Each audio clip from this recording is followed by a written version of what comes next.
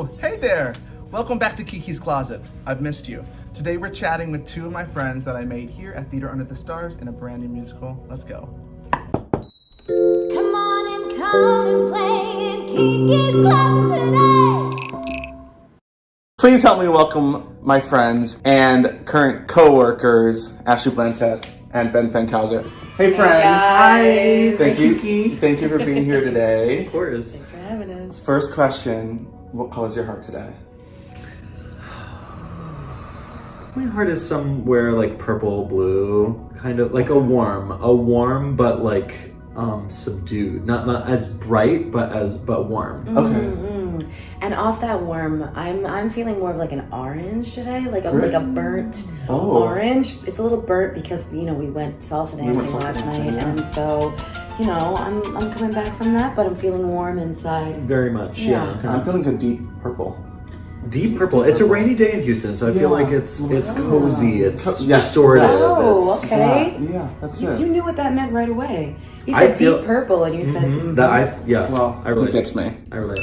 We're so lucky to be here in Houston at Theater Under the Stars, premiering a brand new musical, The Secret of My Success, based on the 1987 film with Michael J. Fox. We've all done new musicals. Ashley, I got to see you in The Bedwetter off-Broadway. Ben, you have your very own show, commercial jingle for Regina Comet. What is special about creating and developing new theater for you? What's your favorite part? There's so much. I mean, there, like the unknown of it all, like wondering, are people going to get this? Are people going to like this? And it's always tricky too, because you're working on it for many weeks, and at a certain point you're like, what are we even doing? Have we seen it too much? Like, we just need to get it out there. And there's something about sharing with the world that's like vulnerable and scary and feels purposeful. I like the collaboration aspect that I feel like is even higher than a normal job, because you really have to rely on your team to be able to say, like, to trust, like, does this work? And our director, Dan, is so great about us being able to just like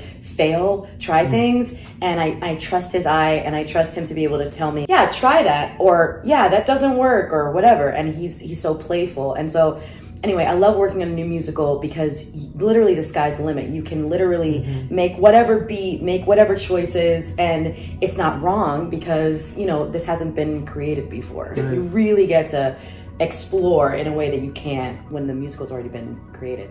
There's a cool freedom in like not being able to look up past choices on YouTube and bootlegs, or like listen to a cast album and like hear what they did. Exactly. Right. Or being forced into a mold that Right. someone has created years ago. At the same time, I feel like musical theater is such a legacy art form. It's not something you can really learn from a textbook. You have to learn by doing it, and its history is so rich. And even though there is no precedent for what we're doing. I think about like Dan talking about like the Isadora Duncan moment, and like setting these moments that are inspired by things from the past that we kind of build upon. Because we all learn things when we're doing different shows, and we always like try and bring a little bit of ourselves and other past experiences into what we're currently doing. Ashley, you've been breaking down doors as a woman of color.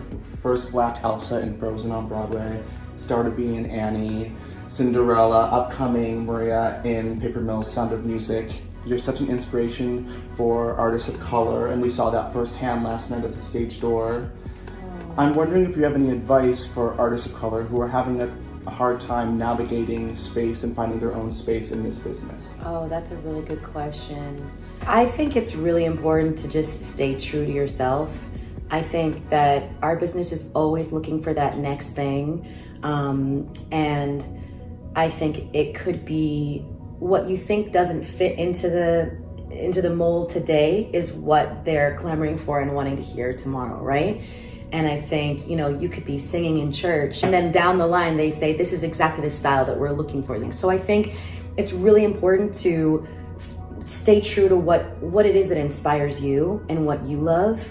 And then bring that to your work, and not worry so much about what is popular at the moment, because that's the past already. Now, our show is about Brantley Foster stealing my identity and working his way up the corporate ladder and finding out what success is, and that success may not be exactly what we envisioned it would be. We're about a year into the return of theater, and I'm wondering, how your perception of success has changed over the last year. I found myself wanting to become more well-rounded about who I was as a person in general.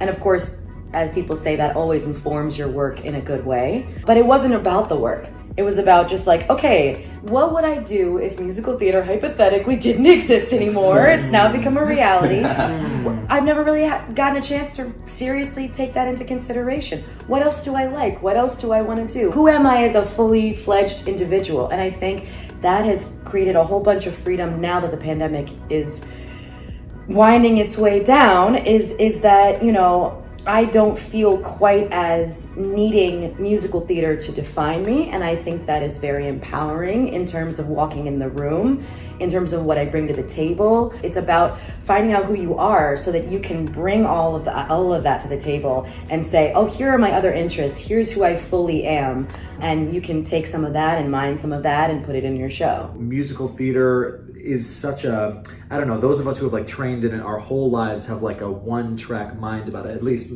you know, I do. And when it was taken away from us, it was so shocking that I think now that we have just the gift of being able to do it again, it gives me the opportunity to approach the work with a little bit more joy, a little bit more gratitude. And whereas many years ago I might obsess about a certain moment or really beat myself up for making mistakes or not be as open. Take it so seriously. Yeah, take it so seriously. I realize just like how lucky it is that we get to do this for a career and that we get to spread joy and spread love, and it just has made this experience so much brighter and more joyful, and I hope to continue that going forward. I mean, it's a play. Right. And I feel like we often forget that. It's literally a play, Right. so we have to be able to enjoy it. Because of the conversations we've had while theater didn't exist, the Black Lives Matter movement coming center stage and given the attention that it's deserved for so long, we put less weight on working just to work.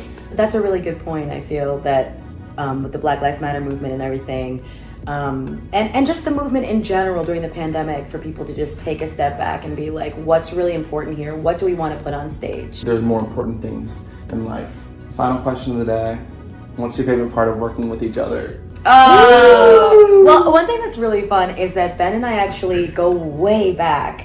And so it's really fun because I feel like I know Ben really well, but I'm getting to know him even better. And I appreciate his work so much. It's just broadening. It's just becoming bigger and bigger. My appreciation for his skills and his work ethic. I feel like we really relate on our nerdiness. Totally. You know what I mean? Like we're nerdy in the same way. And so to be able to do a show where we're playing opposite each other has been really fun. Ashley is one of the smartest actors I've ever worked with. I'm serious. You are so precise. You know how to get the laugh, you know how to get the moment. I'm just obsessed with how you're able to just be so surgical with your work. And I feel your many Broadway shows and your many years of experience in every single moment. It's just the top. It doesn't get better. And TJ also, you are a light. I've rarely come across a team player ensemble member who A, is a standout, but B, is such a team player and like looking out for everyone's well-being. And I know when I've come to you in moments of like when my inner saboteur is rearing its ugly head,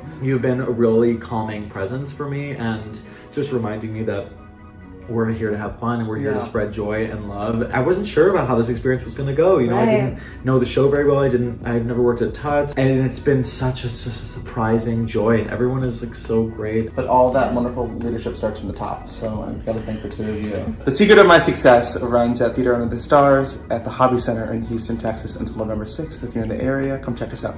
Bye, everybody. Bye. Come on and come and play in Kiki's closet today.